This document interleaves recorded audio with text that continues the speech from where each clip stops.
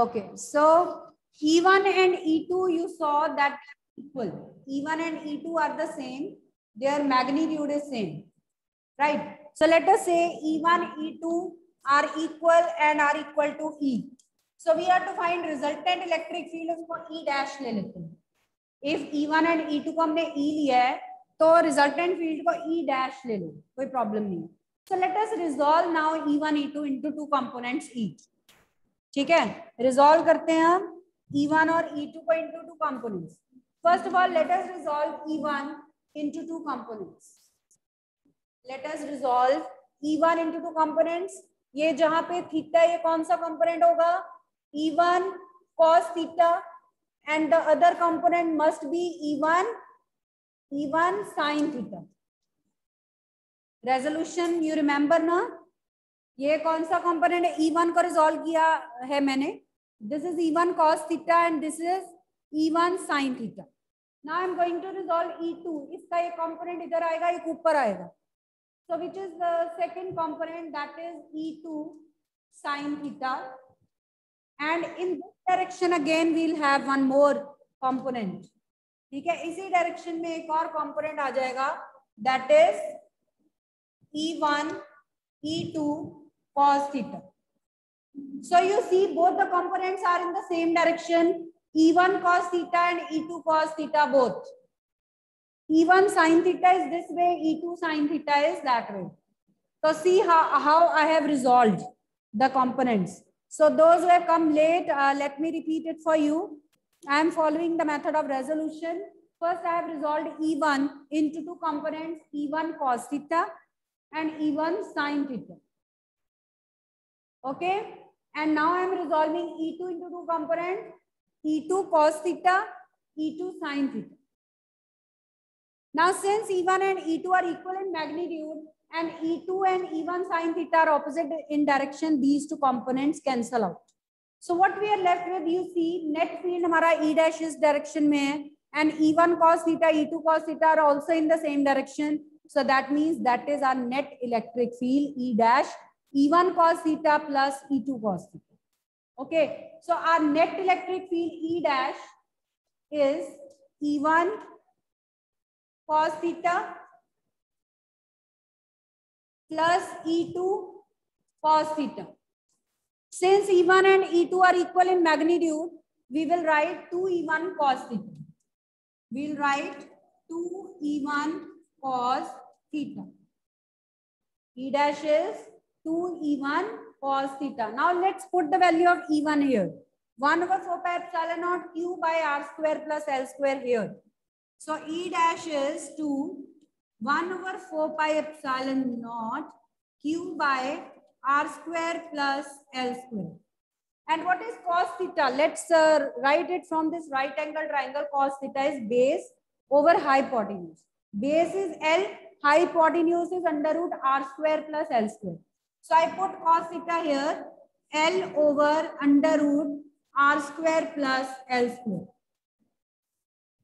L over under the root R square plus L square. See this. Is it clear to you? 2E1 cos theta. Cos theta is base L over hypotenuse under root R square plus L square. Now see in the numerator, 2QL. We can write it Q into 2L. And in the denominator, we have 4 pi epsilon naught R square plus L square power 1 and R square plus L square power 1 by 2. So R square plus L square raised to power 1 plus 1 by 2, that is 3 by 2. So in the denominator, we have R square plus L square raised to power 3 by 2. Is this step clear, students? R square plus L square है एक side में और into उसका square root है. Square root means power is 1 by 2. So 1 plus 1 by 2, that is what? Power 3 by 2. That is power 3 by 2. Now what is Q into 2L? This Q into 2L is what? Dipole moment. So I write P over 4 pi epsilon naught R square plus L square raised to power 3 by 2. So this is the expression for electric field at a point on equatorial line of a dipole. तो ये हमारा formula आ गया. In case of axial line, the formula was 2pr over 4 pi epsilon naught r square minus l square whole square. In this case 2p की place में p आया है और denominator में r square plus l square raised to power 3/2 है. देख लीजिए यहाँ तक कोई स्टेप क्लियर नहीं है तो. Yes, if any step is not clear, you can ask students. Now again, we will discuss a special case for a short dipole. So we will put L equal to 0 now for a short dipole. So special case for a short dipole.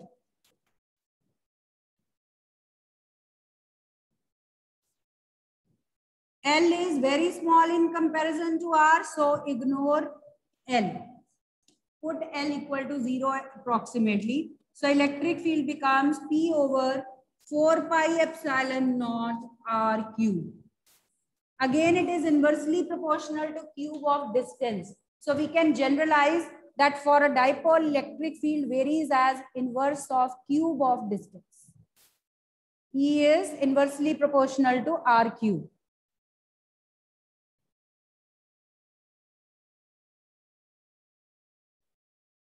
Is that clear, students?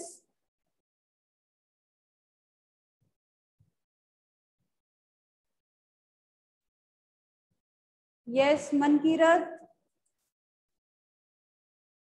Ma'am हम k की value यहाँ पे epsilon क्यों नहीं लेते, epsilon not क्यों ले रहे हैं? क्योंकि हम एयर में ले रहे हैं. Epsilon means permittivity of medium. वो कोई और मीडियम होता अदर देन एयर तो हम लेते एप्सिलॉन. आप हमेशा फोर्स का और फील्ड का एयर के लिए 1/4 पाई एप्सिलॉन नॉट ही लोगे. और मैम इलेक्ट्रिक फील्ड की एक्सप्रेशन में भी इलेक्ट्रिक फील्ड का एक्सप्रेशन है k q by r square for a point charge. We started from that also. We started from there only. वहीं से हमारा ये आया था. ठीक है. That we applied at p point due to this that was electric field due to point charge only. Now we have found using those expressions electric field at a point due to a dipole. Due to a system of two equal and opposite point charges. That is called a dipole. Now we have found that. What this? Mankirat? Yes, ma'am. Okay. So is this article clear to you? Right? Now let's do some numerical problems on electric field intensity. क्योंकि इसके बाद हमने torque और Gauss's theorem वो सारा part हमारा start हो जाएगा. But still this will be chapter of electric field only. Okay, so let us do the basic numericals so that you can do the practice. And I had given one assignment also, students.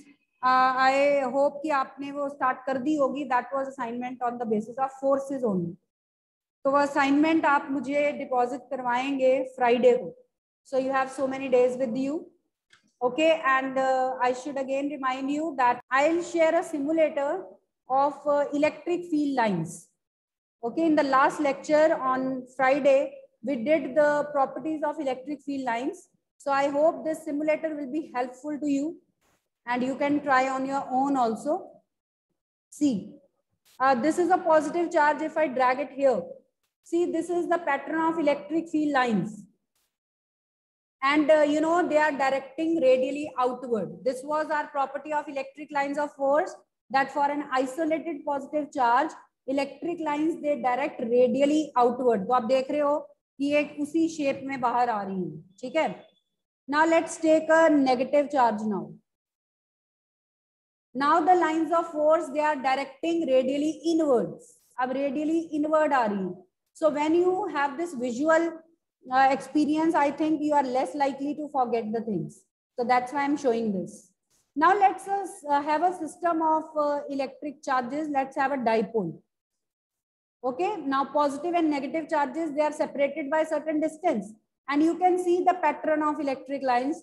It is the same as we had drawn that day. ठीक है. They are contracting lengthwise. तो ये मैं आगे कर देती हूँ तो ये contraction थोड़ी कम हो जाती है. देखिए, और मैं अगर डिस्टेंस इंक्रीज कर देती हूँ तो और ज्यादा लेंथ वाइज कॉन्ट्रैक्ट हो रही है. Now let's take a system of two equal and similar charges. Both the charges are positive now, equal and similar charges. Now see, the pattern is now different. Now there is repulsion between like charges.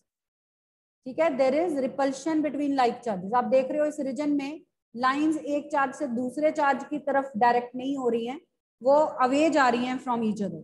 ठीक है, और like this आप distance very करके खुद check भी कर सकते हो. आप देखिए जब मैंने डिस्टेंस यहाँ किया, ये वाला पोर्शन जो है बिल्कुल सेंटर वाला एरो ये लाइट हो गया है. That means resultant electric field is zero here because of cancellation. ठीक है, ये कैंसिलेशन की वजह से जीरो हो गया. अब यहाँ पे एक साइड पे मैं 2 पॉजिटिव चार्जेस कलेक्ट कर रही हूँ और एक साइड पे 1 यूनिट ऑफ पॉजिटिव चार्ज है. You can count the number of lines. इस साइड पे लेफ्ट हैंड साइड पे नंबर ऑफ लाइंस ज्यादा है और राइट साइड पे number of lines is less, because number of lines is directly proportional to amount of charge on the basis of that property. It's happening on the basis of that property. All right. So this way you can try different and different combinations. You could have taken both negative charges and similarly you could have tried that. अब हम negative ले रहे हैं, दूसरी side पे भी negative ले रहे हैं, ये रिपल्सिव बन गया. यहाँ 2 यूनिट्स ऑफ नेगेटिव चार्ज ले रहे हैं तो नंबर ऑफ लाइंस बढ़ गया है. ये देखिए 1 से इतनी लाइंस थी और 2 से लाइंस का नंबर बढ़ गया. ठीक है, तो आप इस तरह से इसको एडजस्ट कर सकते. So this was a simulator showing different patterns of electric field lines. I hope you had a better understanding of electric lines patterns. Okay students, is that clear? Now write down a numerical problem. Write down ABC is an equilateral triangle. ABC is an equilateral triangle.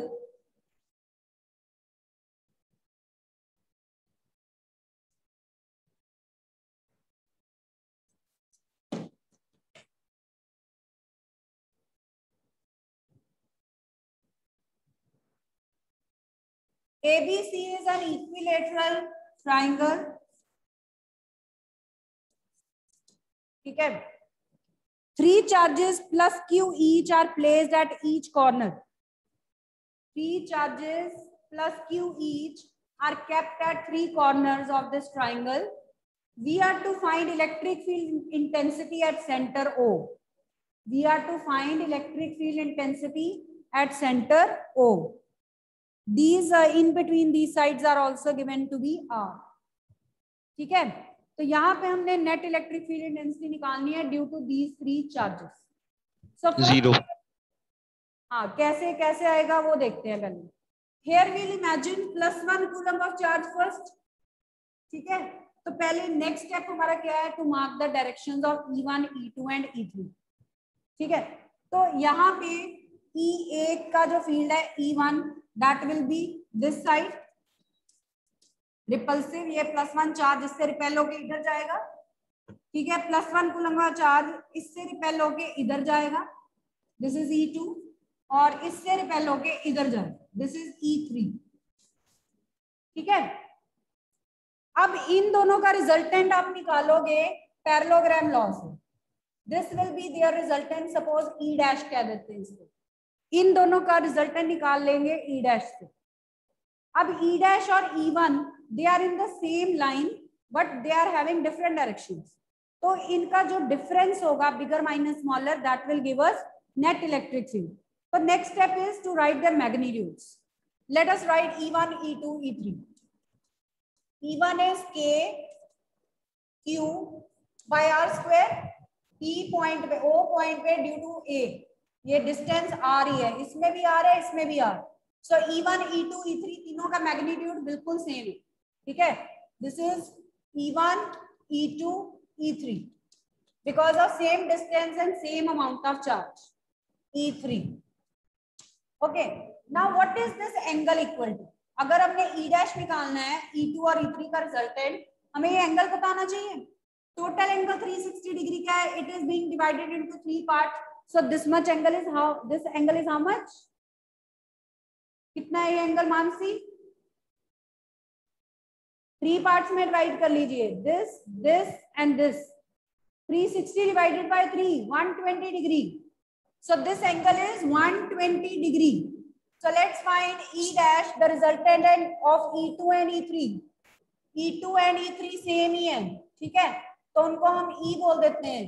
E नहीं, E double dash बोल दो, ये तीनों को E double dash बोल दो. So that is E double dash square plus E double dash square plus 2E double dash square cos 120 degree. ठीक है, E डबल डैश स्क्वायर 2 हो गया यहाँ पे, plus 2E double dash square cos 120 is minus 1/2. So 2E double dash square minus E double dash square is E double dash square का under root, वो cut जाएगा तो ये आ जाएगा E डबल डैश. तो इसका मतलब इन दोनों का जो रिजल्टेंट है वो किसी एक के फील्ड के इक्वल ही है, E डबल डैश के इक्वल है ये, और E1 is also E double dash. तो दैट मीन्स वी फाउंड कि ये दोनों डिफरेंट मैग्नीट्यूड के नहीं है. इन दोनों का रिजल्टेंट और ये जो E1 था, they are equal in magnitude and opposite in direction, so they cancel out each other. Net electric field at O point is 0. ठीक है, पर 0 बताने के लिए you have to solve. आपको सॉल्व करके चेक करके देखना पड़ेगा. ऐसे ही ब्लाइंडली 0 नहीं कह देना, वो तब आप कर सकते हो जब आपकी प्रैक्टिस हो जाएगी. और वो MCQs के लिए if the question at least 2 marks का तो आएगा ही, सब्जेक्टिव पेपर में तो 2 मार्क्स का आएगा ही, तो उसके लिए आपको सॉल्व करके दिखाना पड़ता है. ठीक है, yes, any doubt in this question? किसी को नहीं पता चला हो तो पूछ सकते हो. यस, किसी को नहीं पता चला हो तो पूछ सकते हो बच्चे. Is this question clear to everyone? चलिए next question, then you will do yourself. I will ask the answer from you. लिख लो. 5 charges small q each, 5 charges small q each are placed at the corners of a regular pentagon of side small a. A regular pentagon of side small a.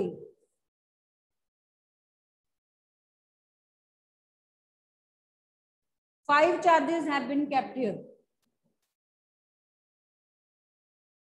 ठीक है, and this is given.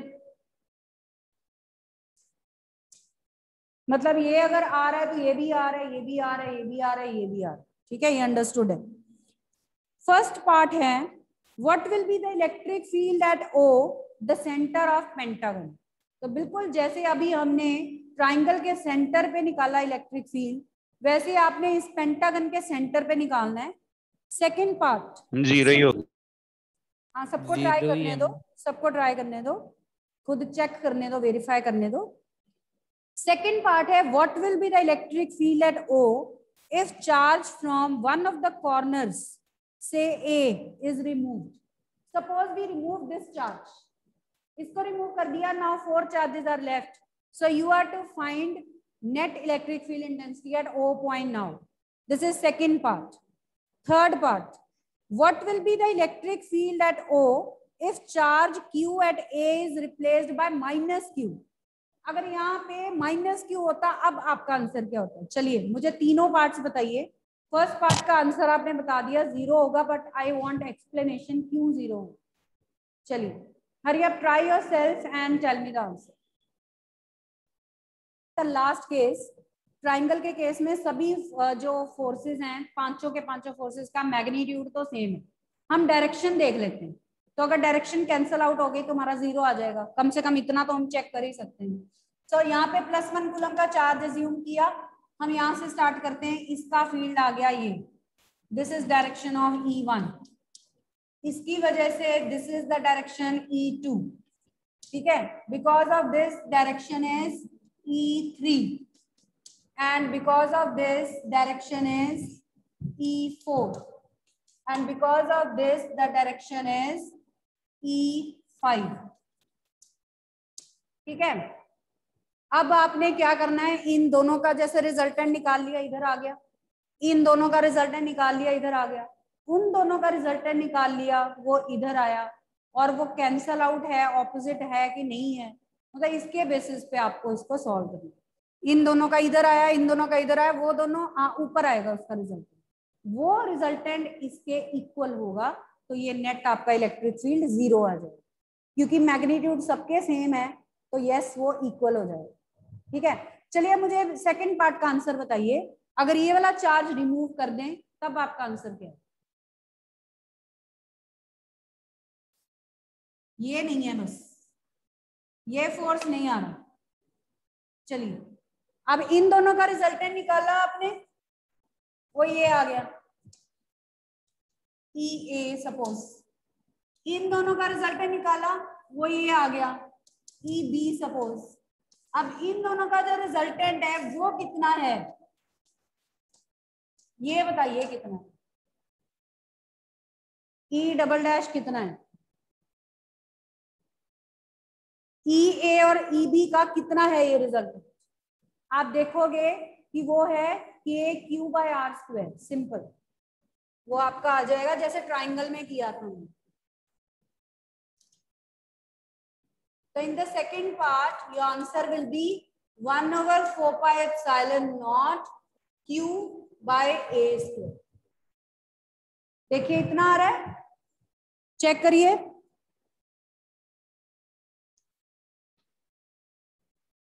R आएगा यहाँ पे, इतना आ रहा है, देखिए along OA, direction is along OA. Say yes or no, this is your answer or not?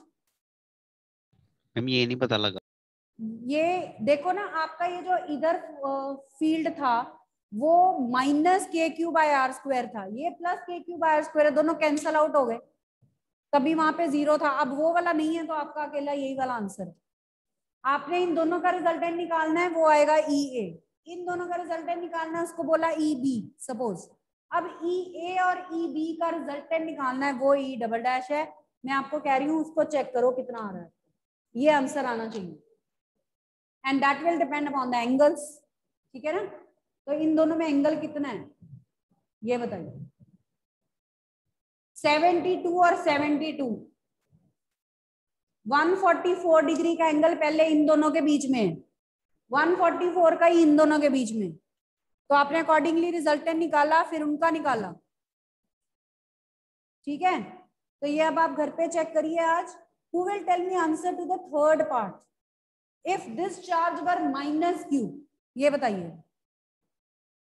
अब ये वाला जो फोर्स था, ये जो फील्ड इधर था, वो भी ऊपर हो जाएगा, उसकी डायरेक्शन E1 की भी ऊपर हो जाएगी, तो अब आप क्या करोगे, उस E डबल डैश में जो आपके पास आया था उसमें E1 प्लस कर दोगे, E1 भी उतना ही है, तो आपका आंसर आ जाएगा 2Q/4πε0 R²। This is your answer to the third part.